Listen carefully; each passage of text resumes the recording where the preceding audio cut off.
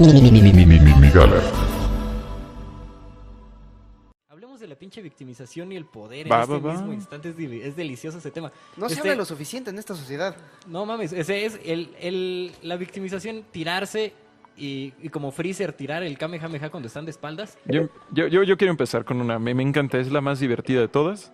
Normalmente, algunos discursos que están manejando los fascistas es, no, pero es que los fascistas realmente... no, perdón.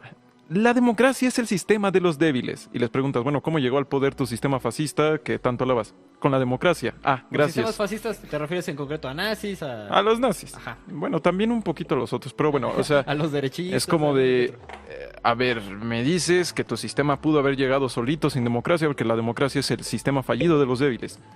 Pero llegó así. Ah, no, pero es que nos atacan y nos destruyen, pero nosotros somos el sistema de los fuertes, ¿eh? No se olviden, el fascismo es el sistema de los fuertes que nada más tiene que chillar a cada rato porque la historia fue muy cruel con ellos y mil cosas más. O sea, hay discursos de debilidad que se disfrazan de discursos de fuerza. O sea, dice, únete a mí, no dudes, no pienses y seremos fuertes. No, ese es el discurso de los débiles. Vamos a avanzar como locos hacia la duna del fondo y a ver si a dónde llegamos. Pero bueno, ya. Justo, ¿no? En esto se van convirtiendo estas políticas identitarias. Juntémonos todos y a ver a qué duna llegamos. A ver si... Está tan denso que no se me ocurrió ningún chiste al respecto. Y por otro lado, fuerza disfrazada de debilidad. Pues es que muchos de los sistemas políticos son eso actualmente. Júntense, no duden y vamos a ser fuertes. Así se está disfrazando mucho. O sea, por ejemplo, esto que mencionabas, ¿no? De los populistas. Bueno, algunos lo tachan de la victoria sobre el neoliberalismo. Es la derrota del neoliberalismo, pero no es una victoria sobre él. Es porque se cayó por sí mismo. O sea, su peso ya no se soporta. Pero no... Es un síntoma, basta toda la gente que ahorita está triste, enojada porque Donald Trump es presidente de los Estados Unidos. Bueno, ven a Francia, es lo que hubiera pasado si hubiera ganado Hillary Clinton. Macron es lo mejor que puede ofrecer el neoliberalismo de Occidente. Apoya el libre mercado, la democracia, las libertades individuales y todos los fines de semana hay manifestaciones de los chalecos amarillos que además no saben qué quieren. Quieren políticas que mejoren el medio ambiente, pero no quieren impuestos al carbón. Genuinamente no saben qué quieren. Entonces, hablando acerca de... Es un tema bien interesante. ¿Por qué victimizarnos? ¿Por qué hay poder en la victimización? Ajá. Yo creo que es una mezcla de muchas cosas, entre ellas la economía de la atención. Por un lado tenemos esta economía que premia el conflicto. Si tú quieres que tu mensaje sea escuchado en las redes sociales, necesitas un conflicto, necesitas algo que llame a la gente a unirse en tribus, a dividirse y a pelearse unos contra otros. Entonces, si tú eres Elizabeth Warren, la mujer más blanca de todos los Estados Unidos, y quieres ganar puntos entre tu base electoral demócrata, pues, ¿por qué no decirles, pues ya me hice un test de DNA y resulta que soy 14% nativo americana? ADN. Qué loco. Es que también es una historia que te prestas. O sea, yo soy un ojete, soy una mala persona, pero fui pobre. Ajá. Ya me salvé, gracias. Ahí está. Y por otro lado, muy breve. Échale, Jovit, Por otro breve. lado, es algo de lo que ya habíamos hablado, acerca de cómo si pensamos que el mundo se divide entre buenos y malos, y que así como hay oprimidos, hay opresores, entonces yo tengo que pertenecer a la categoría de los oprimidos para no ser de los opresores. Y si yo soy de los buenos y ellos son los malos, entonces nosotros que somos los buenos podemos hacerle lo que queramos a los malos. Ajá, ese es el tema. ¿Cómo, más allá de dónde viene y tal, me interesa mucho cómo opera? Si somos muy como descriptivos con el tema, lo que sucede es que una persona que se victimiza crea una condición, crea un contexto en el que se está limitando la libertad de otras personas. Hay un contexto en el que eso no está permitido y hay un contexto donde eso sí está permitido. Pensemos, por ejemplo, matar a alguien. Matar a alguien no está permitido en casi ningún contexto, pero hay contextos en los que es socialmente admitido. Por ejemplo, la guerra, por ejemplo, la pena de muerte. Esos dos ejemplos son contextos creados, ¿no? ¿Qué sucede? Que el Estado se concibe a sí mismo como una víctima de la acción de una persona y la manda a matar. Ujú. El Estado se concibe a sí mismo como la víctima de una invasión de otro Estado y envía tropas a matar gente a su Estado. Entonces, entre víctimas y opresores y esos roles, lo único que sucede son creaciones de contextos con libertades alteradas, con morales alteradas, donde la moral no opera de la misma manera. Y eso lo llevamos hasta el grado individual, donde, o sea, por ejemplo, tú, maldita, me engañaste, no me respondiste y no me quieres. Y por eso tienes que hacer lo que yo te diga en este momento y te quedas aquí y me amas a la de a huevo. Entonces, llevado así hasta el extremo del amor, güey, o en los extremos laborales, por ejemplo, cooptar la libertad de tus empleados. Opera de esa manera, es creación de contextos que alteran la moral. Ujú. Incluso, mira, por ejemplo, es que además sí hay un componente biológico y eso es lo que hace todavía más... es que no hay nada deliberado al respecto y es lo que lo hace todavía más complejo porque mira cómo el opresor se disfraza del oprimido para tener un poco de levantón social. del Uy, poder. ya sabes de quién me acordé, güey. Pero- De Cristo, cabrón. Ajá, pero por ejemplo, piensa en en el último video de la amiga le hablábamos acerca de los orígenes biológicos de la orientación política y uno de ellos es qué tan dentro de ti tengas el tribalismo y hablábamos acerca de la diferencia en el tamaño de la amígdala de las personas que se orientan más hacia el tribalismo y una de las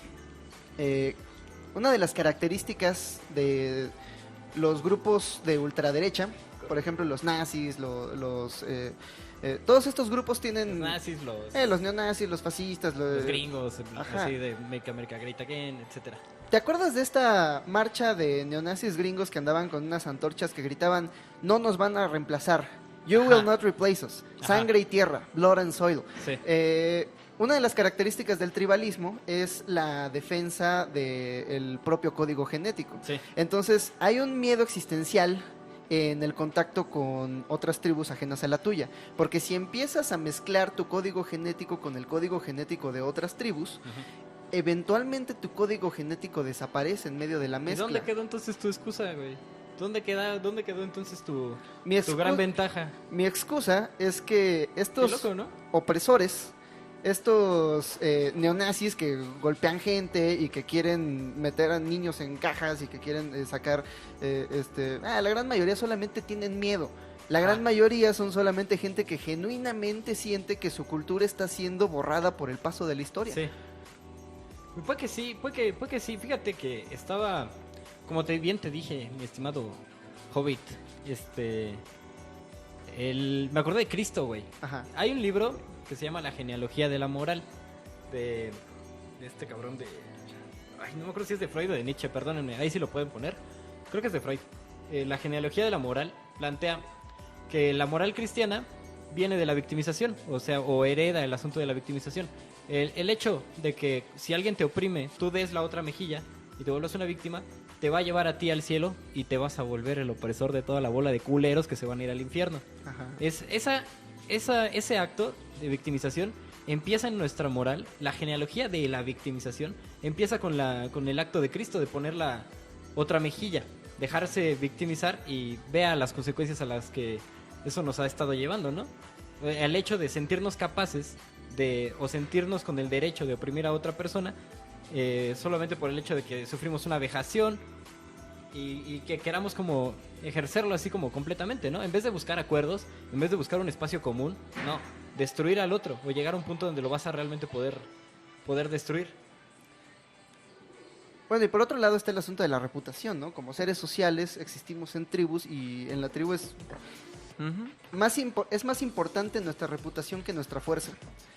Entonces piensa, por ejemplo, en el efecto... ¿Viste esta foto durante las marchas por los derechos civiles en los Estados Unidos en los 60s?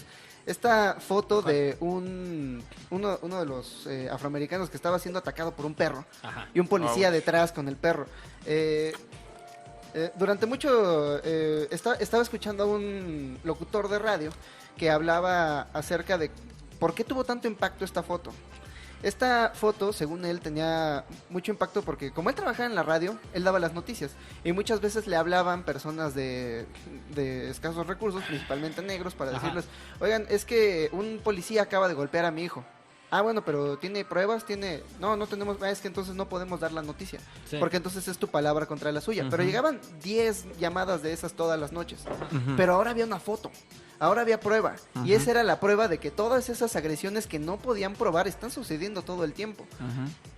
Digo, si es tan brutal, pues es porque es muy normal. Ahora, Entonces, por un lado, el poder del oprimido es su reputación. La idea de que ahora tengo prueba de que hay un poder más fuerte actuando contra mí. Me recuerda un poco un título de un autor llamado Václav Havel, que se llama El poder de los sin poder. Y menciona sobre, bueno, ya sabes, Polonia, se deja atrás el comunismo, todo eso, y dice, ¿a nosotros qué nos queda? Ya nos dieron la revolución, ya fuimos capitalistas, ya fuimos imperiales, ¿qué nos queda? Y dice, pues lo único que nos queda es intentar trabajar bien. ¿sabes Ahora qué? sí, ahí está el enigma, ¿no? ¿Qué es trabajar bien? Pero es nuestra forma de rebeldía de los polacos. ¿Esto en qué época fue? ¿Eh? ¿Esto en qué época fue? Se escribe en el 96. Él fue también primer ministro de Polonia. Hay una, bueno, veo como dos cuestiones interesantes acá, que estamos como empezando a abrir. Por ejemplo, el uso de fotografías como datos para Sí. verificar la verdad y que eso limite nuestros actos cotidianos. Con una... Piensa en las telenovelas, güey. O sea, una pinche telenovela son imágenes en movimiento que intentan recrear una realidad, darnos visión de cómo es una realidad, pero al final es muy alterada. Es el ejemplo más caricaturesco y más acartonado de una realidad intentada tergiversar de la manera más mediocre posible, ¿no? Pero eso sí afecta la libertad cotidiana de las personas y sus capacidades de elegir, Mucho. la capacidad en la que eligen esas personas. Otro ejemplo, por ejemplo, sobre las organizaciones políticas es la anarquía, güey. En algún momento tenemos que hablar acerca de la forma más libre de autodeterminación. Que Uy, uy, uy.